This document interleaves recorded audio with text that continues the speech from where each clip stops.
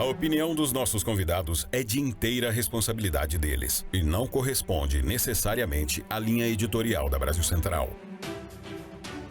Olá para você que nos acompanha, muito obrigado pelo carinho dessa audiência extraordinária que cresce a cada dia. Estamos ao vivo na TV Alego, na TV Brasil Central, na RBC FM, na Rádio Brasil Central AM e no nosso YouTube que tá bombando. Já somos mais de 375 mil inscritos.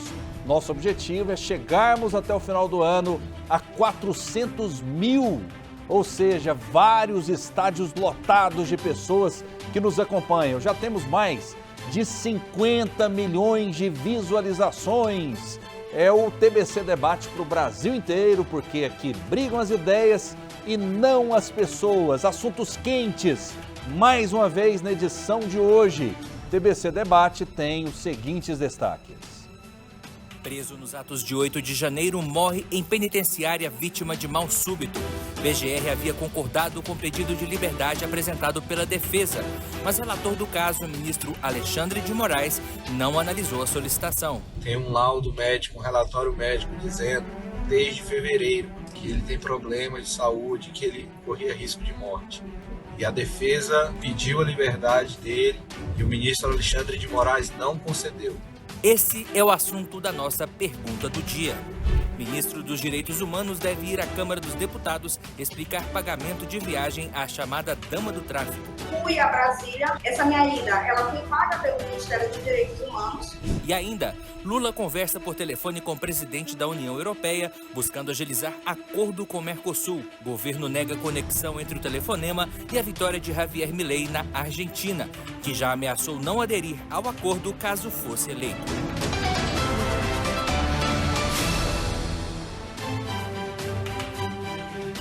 Conosco hoje dois gigantes debatedores, dois pesos pesados, um de direita e outro de esquerda, o TBC Debate, que ouve todos os lados para que você em casa tire as suas próprias conclusões. Oséias Varão, a audiência gosta dele, ele é advogado, é ex-vereador, é influencer. Tudo bem, Oséias? Seja bem-vindo. Obrigado, Rafael. Quero cumprimentar aqui os nossos telespectadores, internautas, ouvintes que nos dão a honra da sua audiência. Cumprimentar também o nosso debatedor que está aqui conosco hoje. É sempre um prazer estar aqui. Ele está de volta, ele é gigante também, ele é polêmico. É o advogado Eurípides Cipriano, do PT, do Partido dos Trabalhadores. Seja bem-vindo, tudo bem? Muito bem. Rafael, boa tarde, ou bom dia, né? Eu gosto de bom dia. Bom dia, telespectadores. É um prazer muito grande estar aqui, diretamente entrando na sua casa para mostrar o que é a realidade do país e debater as ideias aqui com o nosso companheiro Varão. Olha só, essa pergunta do dia, que na verdade a gente fala de um episódio triste, né? Uma das pessoas presas no 8 de janeiro acabou falecendo na Papuda. Fernando Couto, esse grande jornalista, tem mais detalhes.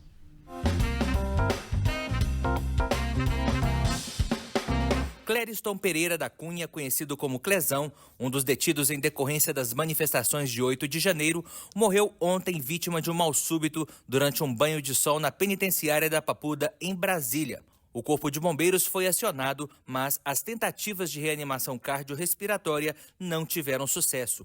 Aos 46 anos, morador do Distrito Federal, Clériston estava sob prisão preventiva desde o início do ano. Ele foi preso dentro do Senado e, desde então, estava na penitenciária. Em abril, foi denunciado pela Procuradoria-Geral da República por 5 crimes e tornou-se réu. Ainda não havia previsão de quando ele seria julgado. Em setembro, a PGR concordou com o pedido de liberdade apresentado pela defesa. O órgão considerou que o fim da fase de instrução com as audiências das testemunhas e do próprio réu possibilitava que ele fosse solto. Mas o relator do caso, o ministro Alexandre de Moraes, não chegou a analisar a solicitação. Ontem, Alexandre de Moraes pediu explicações sobre a morte de Clériston Pereira da Cunha. Em despacho assinado, o ministro do STF pede informações detalhadas sobre a morte do réu, além de relatórios médicos de atendimentos oferecidos a Clériston durante a prisão. O advogado de Clériston lamentou a morte. Ele já teria alertado o Supremo Tribunal Federal sobre as graves condições de saúde do seu cliente. No processo do seu Clériston, tem um laudo médico, um relatório médico dizendo, desde fevereiro, que ele tem problemas de saúde, que ele corria risco de morte. E a defesa pediu a liberdade dele e o ministro Alexandre de Moraes não concedeu. E agora um pai de família perdeu a vida. A morte de Clériston Pereira repercutiu no Congresso Nacional. O senador Eduardo Girão chegou a falar em irresponsabilidade. Que nós não tenhamos chegado a esse ponto no Brasil de sujar a mão de sangue por uma irresponsabilidade. 10 meses a pessoa presa e sem saber exatamente o que fez. Isso aqui é grave. Isso aqui é deixar o sangue nas mãos dos poderosos. Para o senador Isalci Lucas, o caso demonstra a importância de se aprovar o fim das decisões monocráticas. A gente precisa votar essa matéria da PEC 8, referente à questão das decisões monocráticas. Não pode ficar na mão de um ministro ou de quem quer que seja a decisão da vida de muita gente. Os deputados federais Nicolas Ferreira e Carla Zambelli prestaram solidariedade à família de Clériston Pereira nas redes sociais. Nicolas afirmou em postagem, compartilhada pelo ex-presidente Jair Bolsonaro, que está sendo elaborada em conjunto uma série de medidas para esclarecer o ocorrido. A morte de Clériston gerou questionamentos sobre a devida atenção ao seu estado de saúde já considerado frágil. E você, o que pensa sobre o assunto? Morte de preso do 8 de janeiro, fatalidade ou irresponsabilidade? Vou começar essa rodada com Eurípides Cipriano. O senhor que é um humanista, defensor dos direitos humanos, como que o senhor vê essa morte? Foi pedido, né, que ele cumprisse a pena em casa por conta da questão da saúde dele. Como que o senhor vê? Rafael, infelizmente, o sistema carcerário brasileiro é terrível. Esses que estão presos lá na Papuda e que é um dos melhores presídios do país, estão ainda nessa condição de estarem presos sem julgamento. Do total de 812 mil presos que existem no Brasil hoje, 337 mil estão ainda aguardando julgamento. Lá na Papuda, como é o caso dos terroristas, né, dos golpistas que tentaram contra a democracia brasileira, eles têm que se manter presos, mas tem que agilizar esses julgamentos. Mesmo porque, e se você pegar a situação em outros países, essas penas são previstas de prisão perpétua. Tem país aí que é pena de morte para quem tenta contra a democracia, contra a derrubada de governos. Quem é que não quer democracia? Nós estamos aqui fazendo um debate porque nós acreditamos na democracia. Agora, esses 1000 e poucos que estavam presos lá, que estão presos, eles têm que ser condenados, têm que ser julgados, condenados e irem para os cárceres. Agora, a situação de ter perdido uma vida é lamentável. Quem é que não lamenta isso? Todos nós lamentamos. Faltou sensibilidade da justiça? Não, eu não acredito que tenha faltado, não. Porque é impossível o Supremo julgar todos esses casos dentro de um tempo previsto pelo Código de Processo Penal brasileiro, que 81 dias teria que se julgar, a não ser que haja a prisão preventiva e outras, né? É lamentável a morte, mas eu acho que não está acontecendo diferente, não. Se você pegar o sistema carcerário goiano aqui, morre muito mais gente do que isso, dos que estão presos provisoriamente. O senhor não está minimizando a morte, não? Não, estou minimizando, não, ao contrário. Eu acho que qualquer perda humana, ela é lamentável, extremamente lamentável. Nós temos que melhor preparar o judiciário para que ele possa julgar esses casos em tempo célere, dentro de uma coisa que responda à sociedade. A sociedade está doida, está com muita vontade de ver esses julgamentos serem feitos. Aqueles que não cometeram crime assim muito pesado, que sejam condenados a penas menores. Agora, esses que, igual esse senhor, ele foi preso dentro do Senado da República, como disse a reportagem anteriormente. Será que ele estava lá rezando? O que ele estava fazendo lá? Atentando contra a democracia brasileira. E nós que somos democratas, que aceitamos, que queremos um regime onde haja liberdade para todos, não podemos admitir isso. Agora, é lamentável, né? Oséias Varão, qual a sua visão? O Estado tem culpa? A Justiça tem a sua responsabilidade a respeito disso? Rafael, de ontem para hoje, quando eu fiquei sabendo dessa notícia, e estava programado para eu estar aqui no TBC Debate, e eu sabia que, obviamente, esse assunto seria tratado aqui. Eu fiquei muito tentado em ligar para você e pedir que você me retirasse do programa hoje. Porque se eu for falar aqui tudo que eu penso sobre esse evento, provavelmente amanhã o Alexandre de Moraes manda me prender. E eu acho, assim, me perdoe, professor Eurípides Cipriano, a sua insensibilidade e apego quase que doentio às suas paixões políticas, na minha visão, estão te cegando. Estão deixando você um homem cego. E aqui eu quero me dirigir ao nosso telespectador. Esse rapaz, ele foi preso dentro do Senado no começo do ano, em janeiro. Em fevereiro, houve um laudo médico demonstrando que ele não poderia ficar preso. Em agosto, início de setembro, aliás, a Procuradoria-Geral da República manifestou que ele deveria deixar a cadeia. E de lá para cá, o senhor Alexandre de Moraes fingiu que não viu. O que está evidente? Inclusive você que não quer se manter, mesmo que você não goste dessas pessoas, mesmo que você não goste de bolsonaristas, mesmo que você ache que bolsonaristas cometeram crimes, você que não é cego pelas suas paixões políticas, você que é honesto intelectualmente, sabe que está acontecendo algo absurdo no Brasil.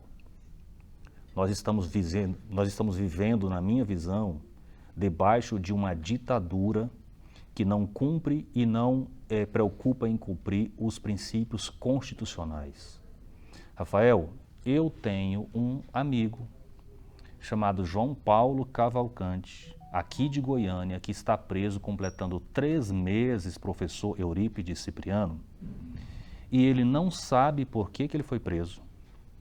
O advogado dele não tem acesso aos autos, completando 3 meses. Eu estou dando um depoimento. Hoje mesmo falei com o advogado dele sobre isso. E ele está preso há 3 meses sem saber do que ele está sendo acusado, qual o teor da acusação. E o advogado não tem acesso aos autos há quase 3 meses. Se o senhor honestamente entende que isso está dentro das normas constitucionais, professor Eurípides, eu só posso entender que o senhor está cego pela sua paixão. Eu quero dizer, para concluir, que isso depois o senhor vai poder falar, que, sendo honesto intelectualmente, se esse tipo de procedimento criminoso, absurdo, autoritário, ilegal, tivesse acontecendo com um esquerdista, qualquer que seja ele, eu estaria juntando forças para combater esse crime. Agora, esperar que determinados esquerdistas tenham esse tipo de coerência é esperar muito. Rafael, infelizmente as pessoas vivem sobre o palio da mentira, do ódio, da distribuição do ódio, como o nosso companheiro de debate aqui. Onde é que eu disse alguma coisa que eu sou favorável a isso? Vocês acabou de mentir perante as câmeras. Vocês vivem sobre o palio do ódio, não é assim. A coisa tem que ser realista. Não existe nada ilegal nessas prisões desse pessoal. Todas elas foram passadas sobre o crivo do Ministério Público. O Ministério Público é a defesa da nação, do ser humano, a defesa de todo mundo. E foi feito, todo mundo passou. Não queira tapar o sol com a peneira. Eu não acredito que você seja um antidemocrata, que você seja bolsonarista. Será que você é bolsonarista doente, igual a esses outros que estão por aí, distribuindo mentira, distribuindo fake news? Ora, isso é inadmissível aqui, nós não estamos num local desse não. Agora, uma falha processual que realmente ocorreu, eu acho que nós temos que execrar realmente, o julgamento deveria ter sido feito. Agora, ficar mentindo aí para o pessoal que as pessoas não fizeram nada, esse outro caso que você alega aí, onde é que essa pessoa está presa? Qual o crime que ele cometeu? Ele sabe, ou o seu advogado sabe, os autos são públicos. A pessoa sabe sim, não existe nenhum daqueles que estejam presos lá na Papuda em decorrência do golpe, do terrorismo, de destruir, querer destruir a República, que não saiba o que fez. Todos sabem. E você sabe também. Por que você está fazendo isso? Isso é que é desonestidade moral. Eu não estou agindo desonestamente, não. Eurípides, você disse que os autos do João Paulo Cavalcante, que eu me referi, são públicos. Se você quiser, eu vou pegar o processo dele e vou mostrar para você, se ele não correr em segredo de justiça. Eu sou advogado militante e tenho condições de pegar o processo. Se você não consegue, é porque você não tem acesso ao que precisa. Escute aqui. Você disse que os autos do processo do João Paulo Cavalcante são públicos. Todos os autos são. Na área penal são, a não ser que sejam em segredo de justiça. Tá. Então, esses autos do João Paulo Cavalcante, o advogado, não é que não é público, não é que está correndo em segredo de justiça, é que o advogado, e o senhor sabe que quando uns autos estão correndo em segredo de justiça, o advogado tem acesso. Sim. Nesse caso que eu estou relatando para o senhor, o advogado não tem acesso aos autos e tem feito pedidos reiterados há 3 meses. Eu não acredito que ele queira pegar fisicamente o processo, que não existe mais. Os processos hoje são virtuais. Olha só, o senhor está tão desinformado sobre esse assunto, me perdoe, e eu vou esclarecer isso para o senhor. Acredite no que eu estou te falando. Esses autos todos que estão tramitando contra essas pessoas, o Alexandre de Moraes não permitiu que eles transitassem por meio digital. Eles estão transitando por meio físico, debaixo do braço do Alexandre de Moraes. Se o senhor está rindo por quê? Não. O senhor não acredita no que eu estou falando? Eu estou rindo de outra coisa. O senhor não acredita no que eu estou falando? Não, isso que você está falando não é verdade. Professor Eurípides, é verdade. Eu estou colocando a minha credibilidade aqui diante do nosso, porque é um caso que eu estou acompanhando. O senhor não está, o senhor não pode falar isso. Né? Então eu estou acompanhando de perto. Então eu estou afirmando para o senhor, eu não sou uma pessoa que fica mentindo. Certo? Eu estou afirmando para o senhor que é esta a realidade. E aí o que me intriga, professor? É que ele o está senhor... preso lá em Brasília? Não, aqui, em Goiânia. Em Goiânia? Então é outro crime, né? Não. É relacionado ao dia 8. Isso. E aí, professor, o que acontece? Eu entendo, eu quero acreditar que as convicções que o senhor está formando de forma equivocada acerca desses casos decorrem de desinformação. Como essas que eu estou relatando aqui. Eu não acredito que o senhor está torcendo por procedimentos ilegais, apoiando procedimentos ilegais. Jamais. Então, qual é o grande desafio que nós temos hoje? Inclusive, professor, esse caso, essa situação do senhor, a visão que o senhor tem nesse processo, me permite fazer um outro comentário. Todo esse conjunto de arbitrariedades que a gente está vivendo no Brasil em relação a esse caso, só acontece por uma razão. Porque grande parte da mídia está desinformando a população acerca desse assunto, não traz para a população o que está acontecendo. Então, pessoas como o senhor, que eu acredito que são bem intencionadas, não estão sabendo do que está acontecendo. Grande parte da população não está sabendo. A morte desse rapaz mesmo, desse contexto todo, se você for olhar os grandes veículos de comunicação hoje, a maioria sequer publicou na capa, e algum que publicou, que eu acho que foi a Folha de São Paulo, colocou lá no rodapé embaixozinho. Porque existe, na minha visão, professor, um conluio de interesses hoje entre ministros do STF e grandes veículos de comunicação. Por que eu digo isso? É porque, concorde com você ou não, havia um governo anterior que reduziu significativamente os recursos que eram direcionados para esses veículos. Então é natural que esses veículos não queiram a continuidade desse governo. Né? E o STF a gente já sabe qual é o contexto. Então hoje existe um conluio que gera desinformação. Você, brasileiro, está sendo desinformado, não está sabendo o que está acontecendo. Então nós temos um grande desafio hoje. Eu quero inclusive agradecer aqui à TBC por abrir espaço para a gente falar isso.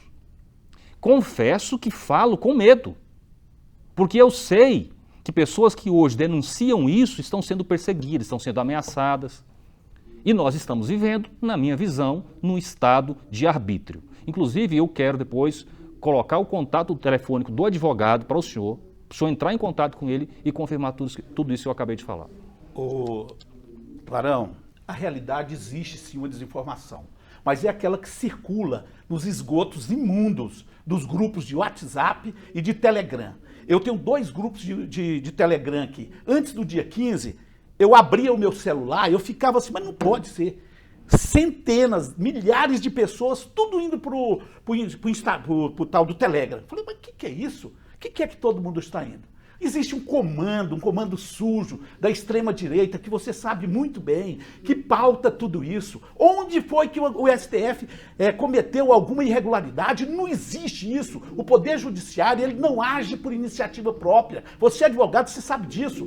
Tudo aquilo que aconteceu, alguém fez uma denúncia, algum fato criminoso aconteceu, e ele foi lá e fez o processo, abriu os inquéritos, fez o processo e o pessoal está sendo julgado. O único inquérito que existe no Supremo lá, que não é iniciativa de terceiro ou da Procuradoria da República ou de outros órgãos da Polícia Federal, é o inquérito das fake news. Por quê? Porque atingiu diretamente o Poder Judiciário, atingiu diretamente o Supremo. Foi feitas as denúncias desses criminosos aí. Você sabe muito bem o que é o bolsonarismo. Bolsonarismo é um sistema de ultradireita, extrema-direita, criminoso, que só vai melhorar a vida da sociedade o dia que isso for extinto. Tem que ser extinto. O bolsonarismo, tal qual o nazismo, são práticas hediondas, criminosas. Você vê o que acontece. Agora, há poucos dias... O senhor está comparando o bolsonarismo ao nazismo? Muito pior, muito pior. O bolsonarismo é pior do que o nazismo? Muito! Por quê? Porque tem as ferramentas do crime. Eles aprenderam a mexer nas redes sociais e têm facilidade. Estão dominando, Rafael. Esses dias eu vi uma notícia, estava debatendo numa rádio.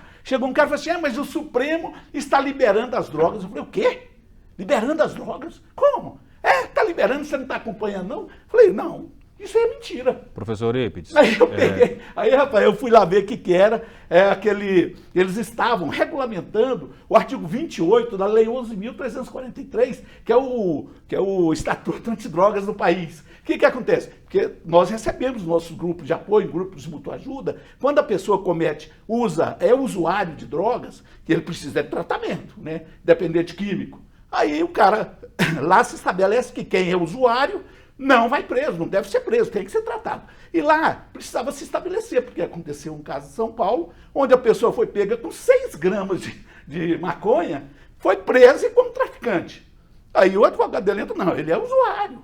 Aí foi parar no Supremo. Aí, infelizmente, o cara que estava debatendo, advogado e pastor também. Não, mas está liberando. Eu falei, gente, o professor, é a rede criminosa. Professor Eurípides, vamos lá. Vamos. O senhor concorda comigo que existem grupos de WhatsApp, grupos de Telegram da esquerda que também disseminam fake news? O senhor conhece isso? Fake news eu não conheço, não. Mas que disseminam a verdade, disseminam. Não tem. O senhor pode ter certeza que tem, sabe por quê? A gente não pode entender que a esquerda é feita só de santos, que só falam a verdade. Isso é uma ilusão, convenhamos, né? Uhum. Isso é ilusão. Então, e aí eu quero chamar a atenção para um detalhe que talvez passou desapercebido do senhor. O senhor disse que o senhor é daquela tese que imagino que acredita que houve um gabinete do ódio. Que existiu? Existe ainda. Não, calma. Mas existe ainda. Sim, calma. E eu provo para você. Calma.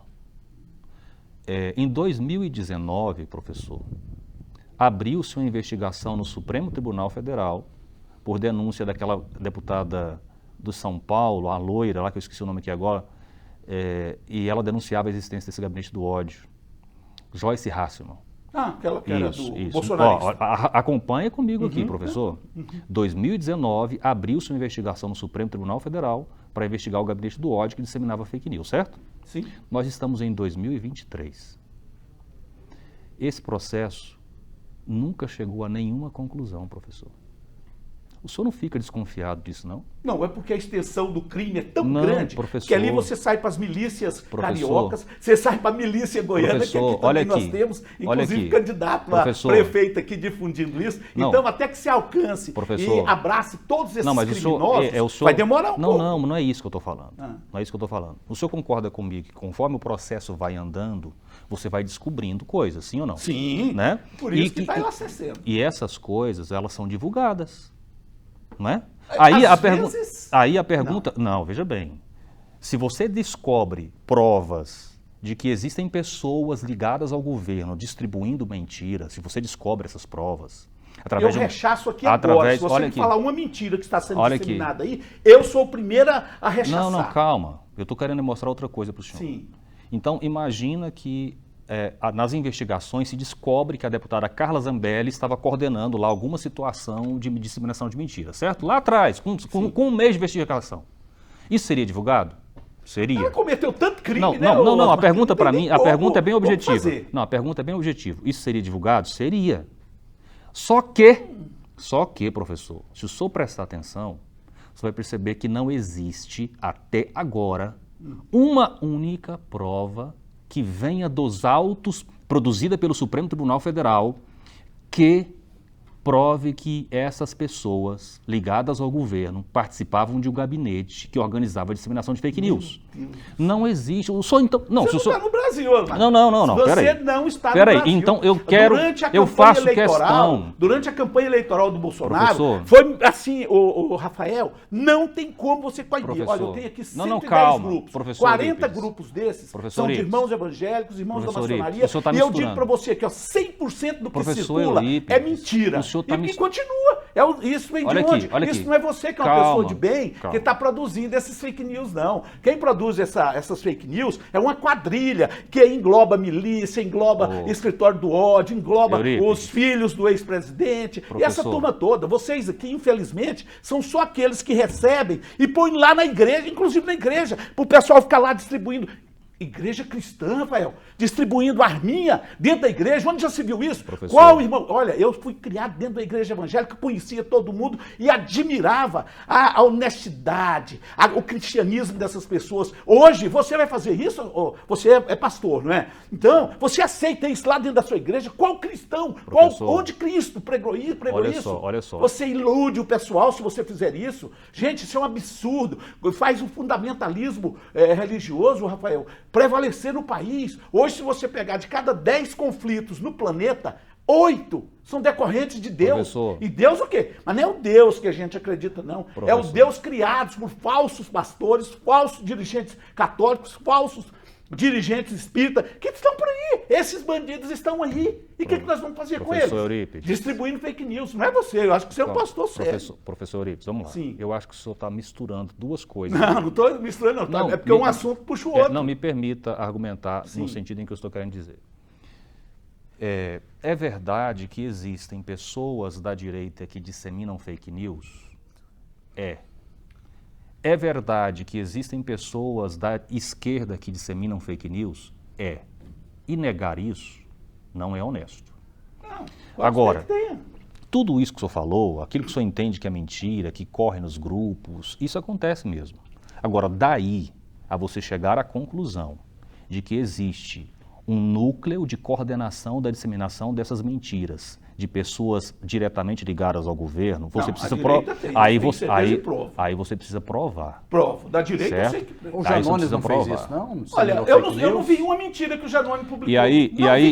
Mas ele não, que ele dissemina notícias. Ele confessou que ele falou mentira. Ele mesmo confessou. Não, ele mesmo confessou. Rafael, ele confessou, ele disse o seguinte, e a gente traz aqui com toda a naturalidade. Sim. Ele disse o seguinte, olha, eu fiz fake news pro Lula ganhar a eleição. E ele disse, então vamos lá então. É um livro.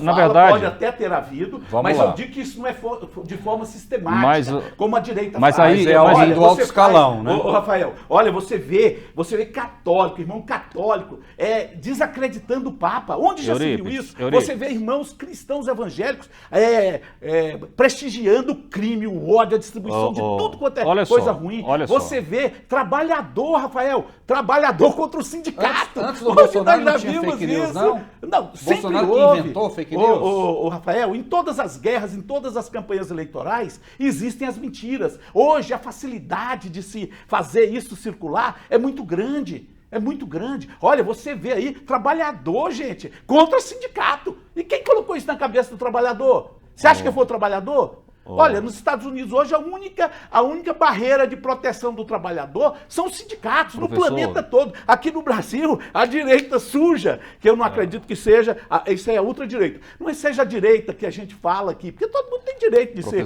da direita. Aquele cara que é bilionário, trilionário, ele tem que ser de direita. Agora, quem é pobre, quem é classe média, tem a obrigação de ser de esquerda. E tem cara pobre, o cara que ganha aí 200 mil por ano, querendo ser de direita. Professor, você viu isso? olha só, eu percebo o seguinte, o senhor está com dificuldade de focar no argumento que eu estou apresentando.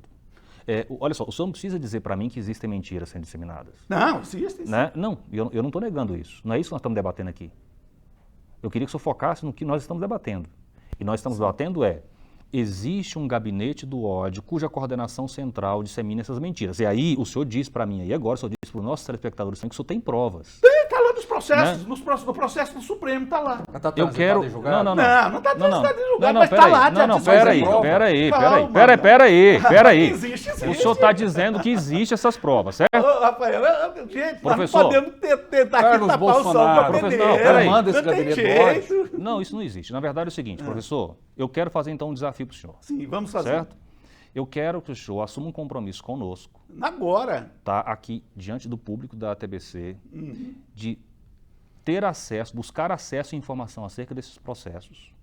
Sim. Eu estou me referindo ao processo do gabinete do ódio. O processo é o processo das fake news que você conhece, que foi o único que teve iniciativa do Supremo em decorrência dos ataques às instituições. Então esse foi aberto. Veja bem, eu queria que o senhor separasse bem duas coisas. Certo. Uma coisa é, existem mentiras sendo disseminadas? Eu estou dizendo para o senhor que existe, sempre existiu e vai continuar existindo, certo? Eu não estou divergindo disso no senhor. Eu estou divergindo essas mentiras são disseminadas de maneira articulada por um grupo central ligado ao presidente Bolsonaro, que é o chamado Gabinete do Ódio? Essa é a pergunta. Aí, calma. E eu estou querendo iniciar esse assunto com o senhor assumindo um compromisso aqui. Sim. O senhor diz que existem as provas. Em dezembro, todos os inquéritos contra o Bolsonaro senhor diz que existem as vão provas. Colocá-lo na cadeia e para nunca mais sair. Não é aquela o senhor já está mudando de assunto. Que ele cometeu os crimes lá no Exército e saiu. Deixa ele propor o desafio. Em dezembro, todos os inquéritos estarão concluídos. E o Bolsonaro, eu digo para você, não chega o segundo semestre do ano que vem fora da cadeia. Não tem lógica. A não ser que rasgaram todo o sistema penal brasileiro, todo o sistema processual brasileiro, toda a legislação. Estará preso, porque é bandido e cometeu muito crime. Quem está dizendo aqui é o Cipriano. Por que você está mudando de assunto? Não estou mudando de assunto, não é porque um assunto puxa o outro. Você está falando das fake news e quando se fala em fake news, se liga diretamente ao Bolsonaro. Por que eu digo que o senhor está fugindo do assunto? É porque o senhor, eu estou querendo fazer um desafio para o senhor. Propõe um desafio. Faço um desafio. Então, eu estou propondo um desafio. Na próxima terça-feira, se possível, eu gostaria que ele fosse o convidado. Sim, maior prazer. Estamos aqui. E que ele trouxesse aqui para os nossos telespectadores, porque ele não sabe falar aqui agora. Ele disse que tem. O quê? As provas, quais são? Está no processo. Não, mas o senhor não sabe falar quais são. Não sei. Não sei a instalação que funcionava no gabinete, no segundo andar do Palácio do Planalto. Isso é o que... Fora... Isso é o que foi dito. Quem disse isso foi o Cid, o ajudante de ordem do Bolsonaro. Ele foi lá e disse, olha, aqui funcionava assim, aqui era o escritório do ódio. Você viu a delação dele? Professor, vamos lá. Na delação dele disse isso. Não se contradiga. Não estou contradizendo olha nada, aqui, não. Você que está contradizendo. Delação por si só é prova, professor. Mas essas já são calçadas em provas, porque ele tem os documentos. Ótimo, beleza. Excelente. E não é só isso, não. Então, o que eu estou propondo aqui como desafio é que o senhor não sabe quais provas, o senhor está imaginando que elas existam. O senhor não sabe. Eu sei. Então cita a prova. Porque, Varão, a internet, ela deixa rastro. A gente tem que largar de ser ingênuo. Você sabe o enredo de onde saiu a notícia falsa. Se você não sabe, você começa a estudar sobre isso, que toda notícia falsa que você circula pelo seu WhatsApp, você vai ser pego um dia. E olha, a gente vê tanta mentira aí e o judiciário não tem capacidade de prender todo esse pessoal. Mas a partir do momento em que o processo penal brasileiro começar a funcionar, o governo der condições ao judiciário, esses caras que saem mentindo contra os outros aí, vai acabar.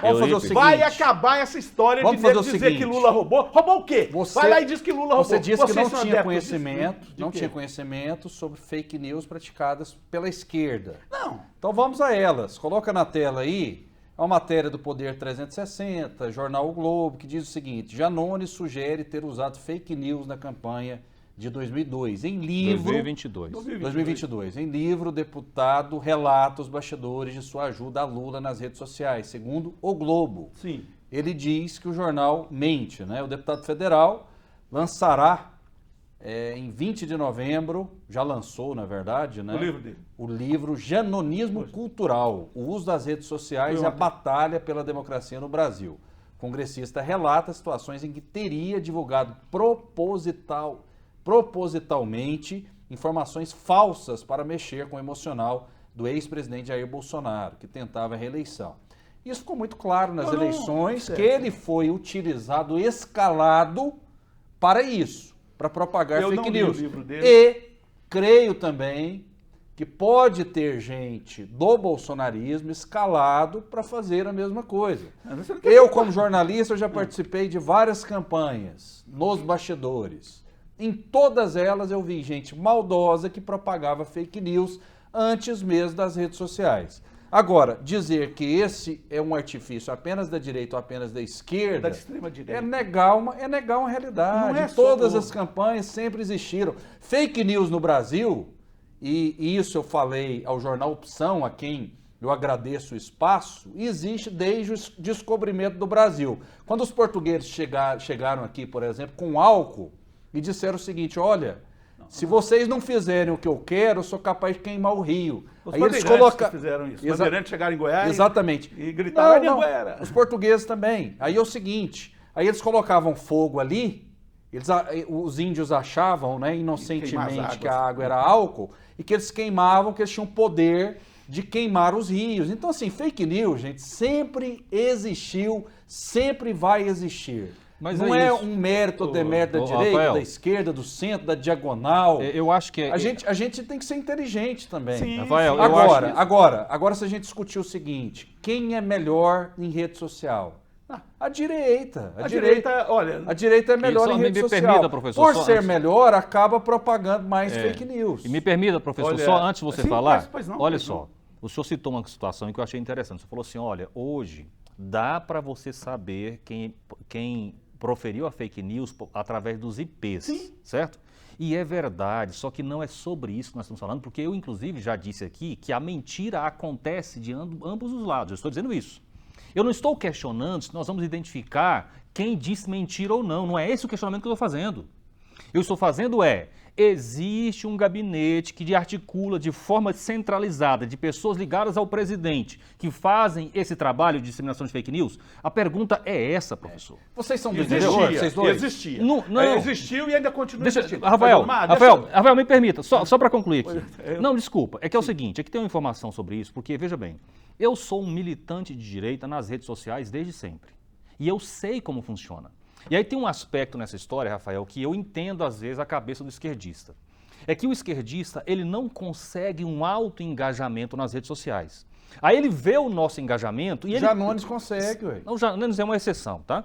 Então, de maneira geral, vamos lá assim, de maneira geral, o esquerdista, porque ele é muito hábil. A direita é melhor nas redes sociais. Sim, então, e nós temos um engajamento assim, 10 vezes maior do que a esquerda. Sim, lógico E aí que a esquerda fica imaginando, como eles não conseguem, eles ficam imaginando que nós usamos robôs para ter esse Demais. engajamento. Isso, vocês 90% é isso, robô. vocês sabia? pensam isso. 90% é robô. Vocês pensam isso. Sabe por que Não vocês... pensa, não. Isso está provado já. Não tem prova disso. Ei, deixa eu dizer, a gente E- tem que ver o objetivo.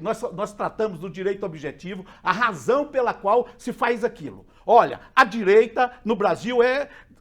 Quem são os representantes da direita aqui? 1%, 2%?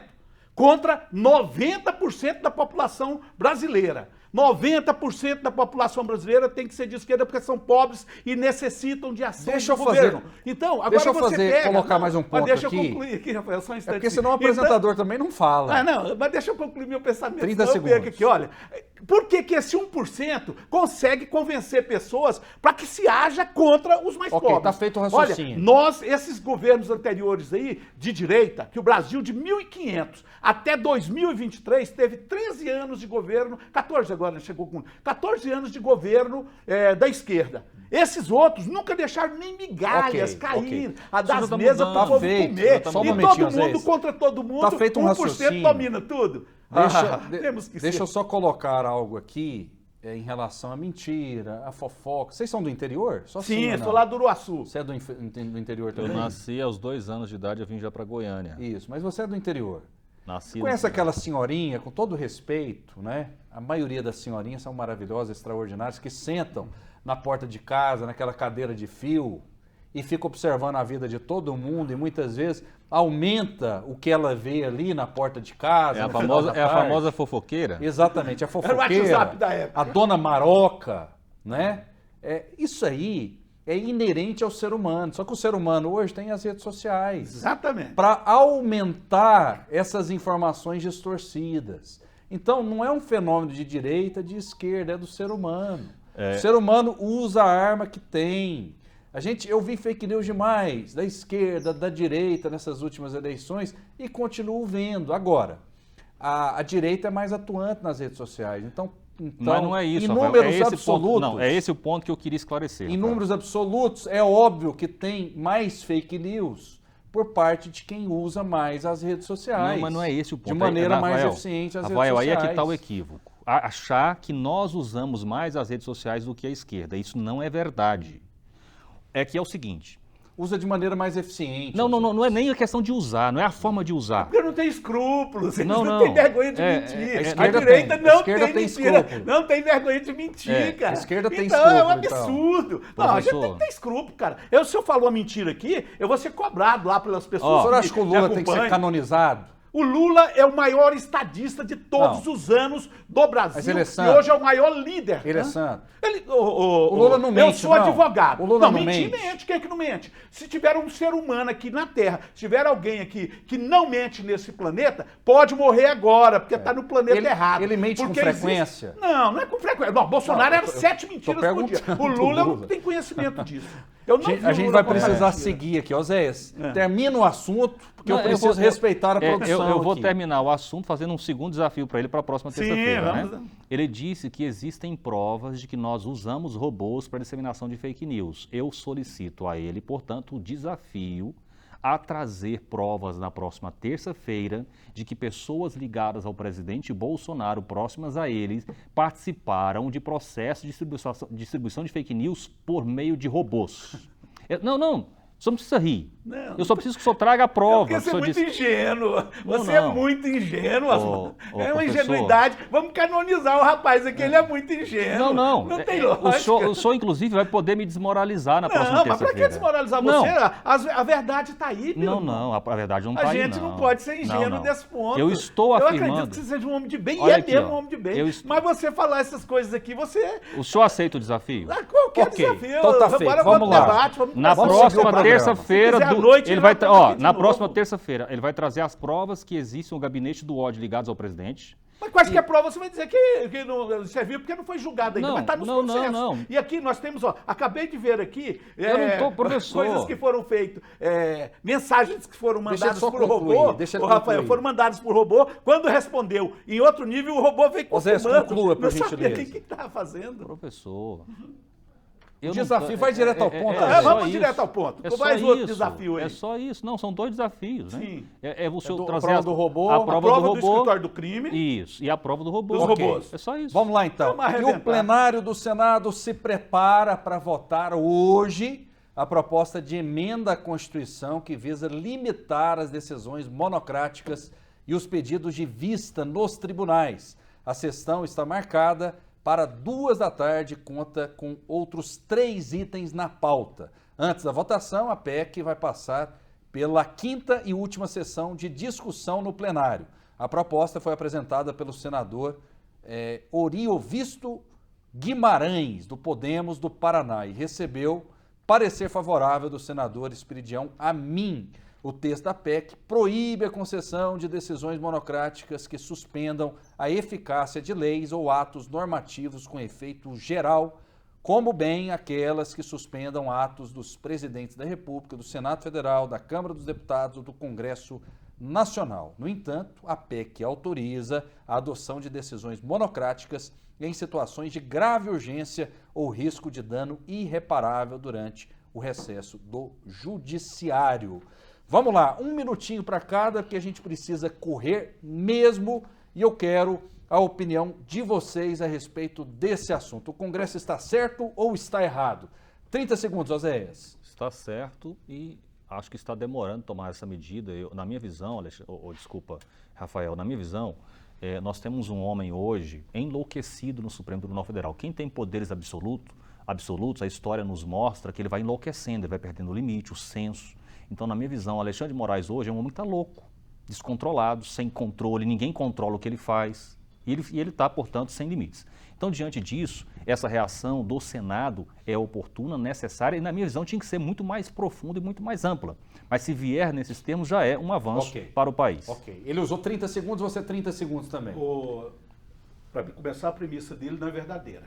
Tem controle, sim. O Supremo, nós temos o CNJ, temos a Corregedoria do Supremo, que verifica todas essas situações. Agora, é um absurdo o Senado da República querer ingerir em outro poder. Isso é inconstitucional, isso eu não sei como passou pela Comissão de Constituição e Justiça do Senado. Isso é uma abominação.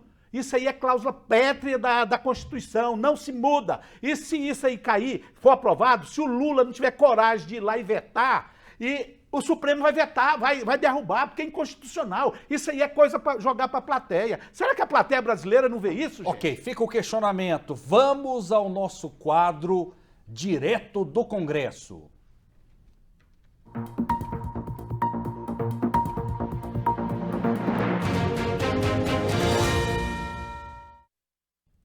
A nossa repórter Juliana Barcelos, excelente profissional, correspondente de Brasília, foi conferir de perto a repercussão sobre a morte de Clériston Pereira da Cunha. Nós temos uma equipe exclusiva no Congresso Nacional. Vamos acompanhar. Uma fatalidade. Infelizmente, isso ocorre dentro de um espectro que já vem condicionando, principalmente nessa relação das pessoas privadas de liberdade, uma relação já distante dos direitos humanos que a gente tem muito para garantir. Mas, definitivamente, se houve algum tipo de negligência, deve ser averiguado. Clériston é um preso federal. Ele é responsabilidade do ministro da Justiça, que é o chefe da Polícia Penal Federal, o Dino. Desde 11 de janeiro tem um atestado médico dizendo que ele precisava de medicação específica. Se o Clériston não recebeu a medicação específica e faleceu em virtude disso, existe um nexo de causalidade. Então, o que a gente tem que determinar agora é qual é a responsabilidade do ministro pela falta de atenção no Clériston. Vamos lá, mais informações aqui. O ministro da Justiça, Flávio Dino, faltou novamente a uma audiência na Câmara dos Deputados, para a qual ele foi convocado. A repórter Juliana Barcelos tem mais detalhes.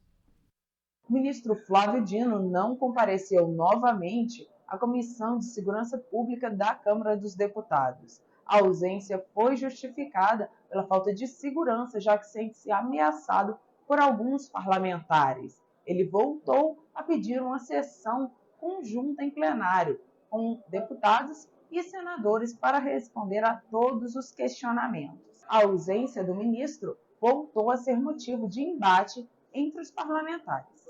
Juliana Barcelos, de Brasília, para o TBC Debate, TV Brasil Central.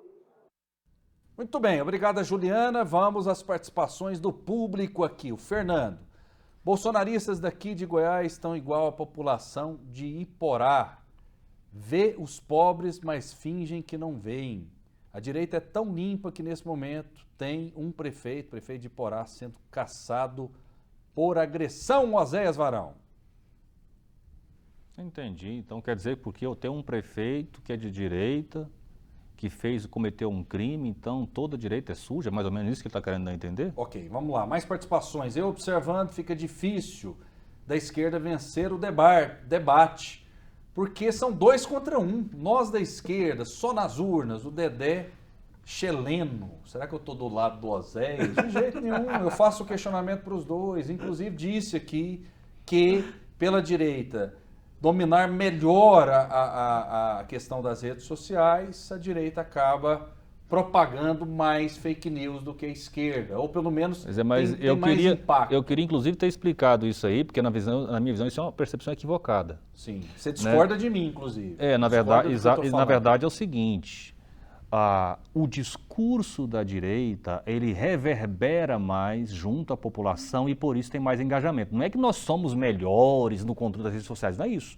É o que a gente fala interessa e engaja mais a população. E por isso nós temos o alcance que temos, é isso. A esquerda também está lá falando, só porque eles falam muita mentira, tergiversam demais, e aí o povo não engaja. Não é esse reverbera o ponto. tanto, Isso, exatamente. isso. Não é que nós somos melhores simplesmente porque somos mais eficientes no controle das redes. Não é isso. É porque o nosso discurso reverbera mais junto à população. O Rafael, esse prefeito interessante, esse prefeito lá de Iporá, é o mesmo que ameaçou o Alexandre de Moraes, disse que ia matar o Lula se ele passasse por lá, que não aceitava fazer campanha do PT lá dentro. Gente, olha, você pode olhar, todo crime que acontece, 99% dos crimes que acontecem, contra feminicídio, ataques às instituições, ataque à imprensa, quando você puxa a capivara, o cara é bolsonarista. Por que isso? O Edmilson, nosso telespectador, está bravo aqui porque a gente não está lendo. Ele diz o seguinte...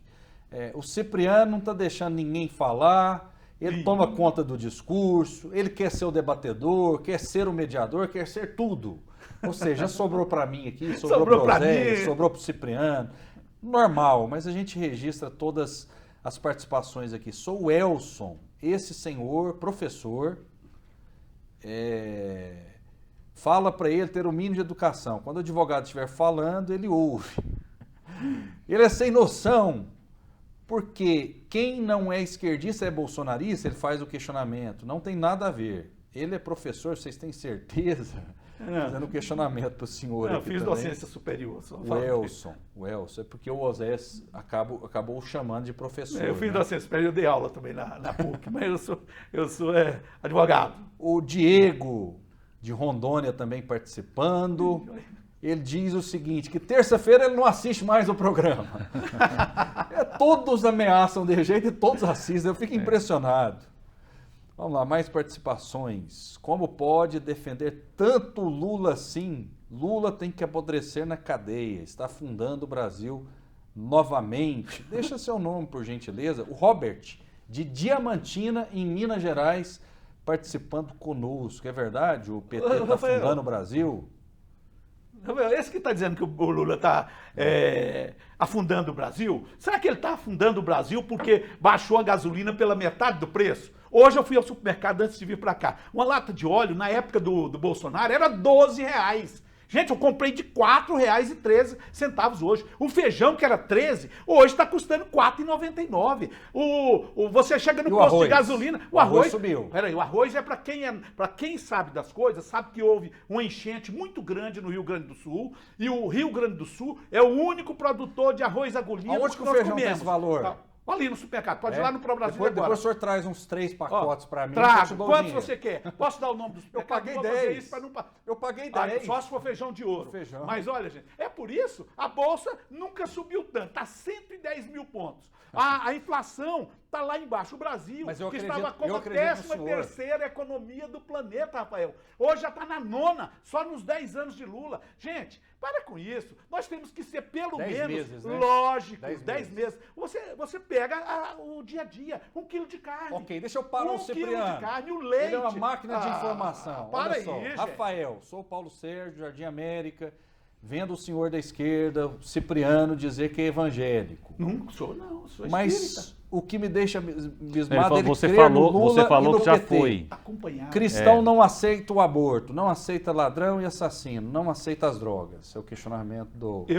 Rafael, eu sou contra as drogas, sou fundador do Grupo Ágil, uma instituição que trabalha pela prevenção ao uso de drogas e contrário às drogas. Eu sou radicalmente. Como o Lula, eu também sou contra o aborto fora das previsões legais. O Lula foi casado 3 vezes, tem 5 filhos, não abortou nenhum. Agora, do outro lado lá, que já casou 3 vezes...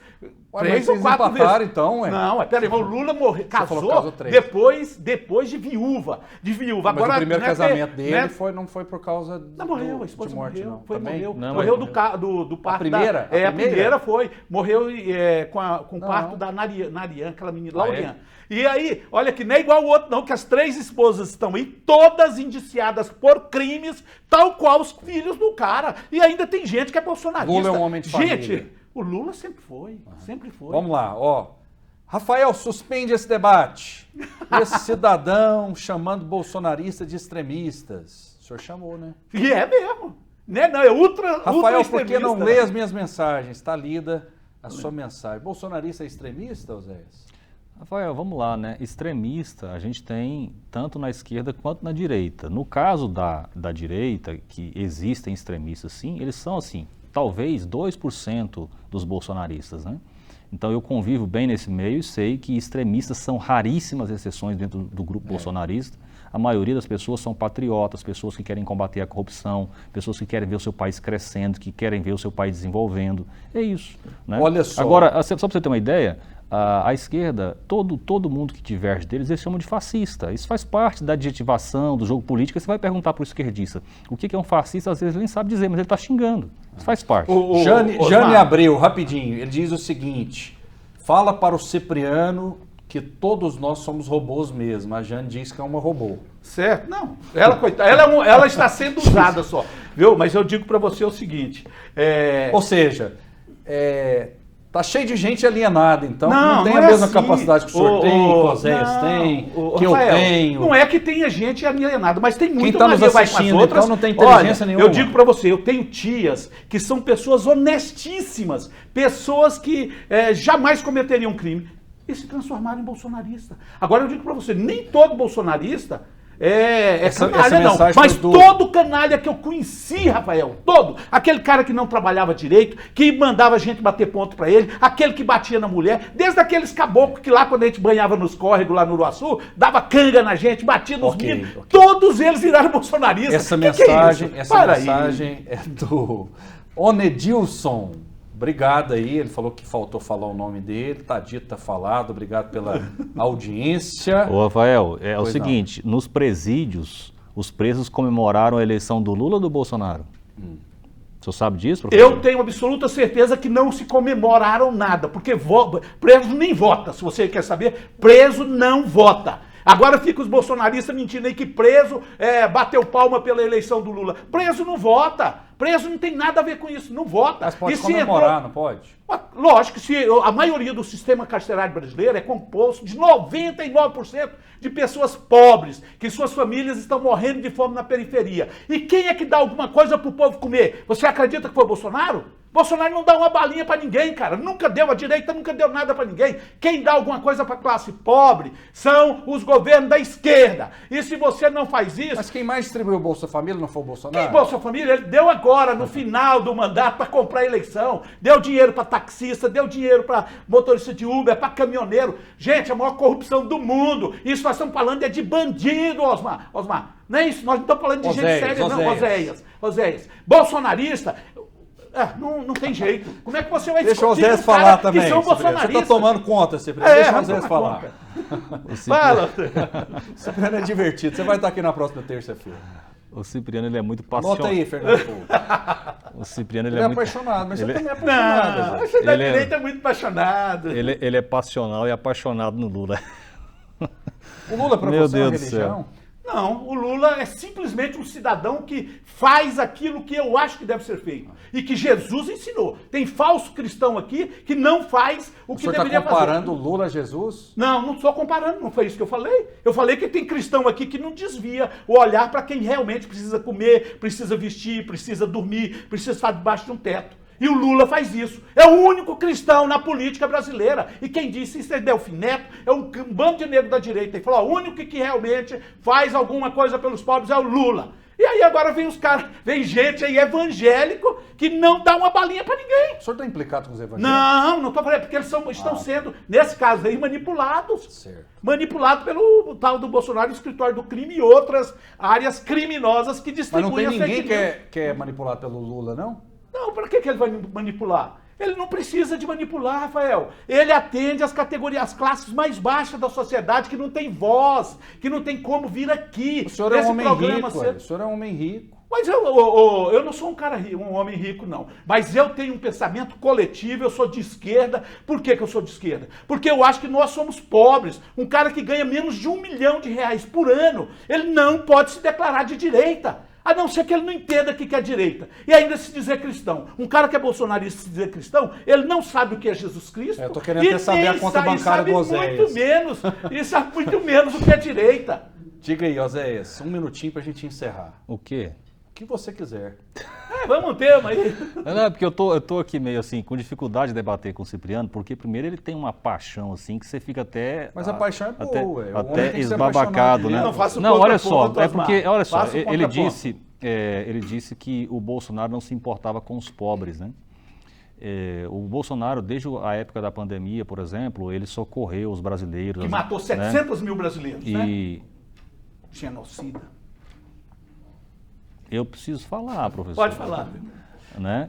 Então, o Bolsa Família, só para você ter uma ideia, Rafael, quando o governo PT dominava, era R$100 e poucos reais. Acho que era 150. Não, 289. 200 e poucos reais, né?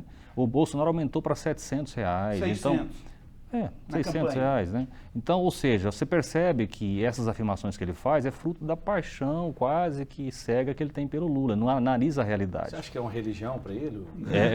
Não, o Lula para ele é quase um deus. Você percebe claramente, é um homem ideal e perfeito que já pisou na face da terra. Não é nem Deus, é Jesus Cristo, né? O Lula para ele é Jesus Cristo, entendeu? Para mim, a referência absoluta que eu tenho de caráter, de integridade, é Jesus Cristo. Pois é, e não age... Agora, para ele, é o Lula. Essa é a diferença base entre nós. Mas para você não é o Bolsonaro? Não. É mito, Quem que é o mito deles? Não. Na verdade, eu já tive a oportunidade, reitero aqui, de fazer críticas ao Bolsonaro, de dizer que o Bolsonaro não é o presidente perfeito, não é o homem perfeito. Eu apenas considero que, dentre as opções que nos foram apresentadas para o presidente da República, ele foi a melhor. Agora, ele é um homem cheio de defeitos. Quem que é melhor, o Milei ou o Lula, para você? O Milei, com certeza, né?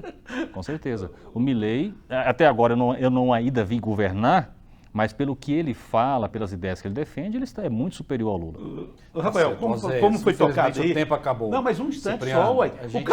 As ações do Bolsonaro levaram 33 milhões de brasileiros para a linha da fome. Ele levou esses 600 reais agora, na época da eleição, quase quebrou os programas de empréstimos da Caixa, fazendo empréstimo consignado. O Lula manteve, o Lula manteve, mas o Lula cancelou. Não foi o Lula que cancelou, quem cancelou foi a Procuradoria da República, porque é ato criminoso. Isso aí o Bolsonaro deveria estar preso por isso. Aliás, aguarda, eu não vou falar igual as 72 horas que o Bolsonaro dava para todo mundo, não. O golpe amanhã, eu vou dizer para vocês em dezembro, quando todos os inquéritos forem concluídos, se o Bolsonaro não for da cadeia, podemos rasgar Olha o aqui, sistema jurídico brasileiro. Eu quero ler só uma notícia aqui para concluir, Rafael.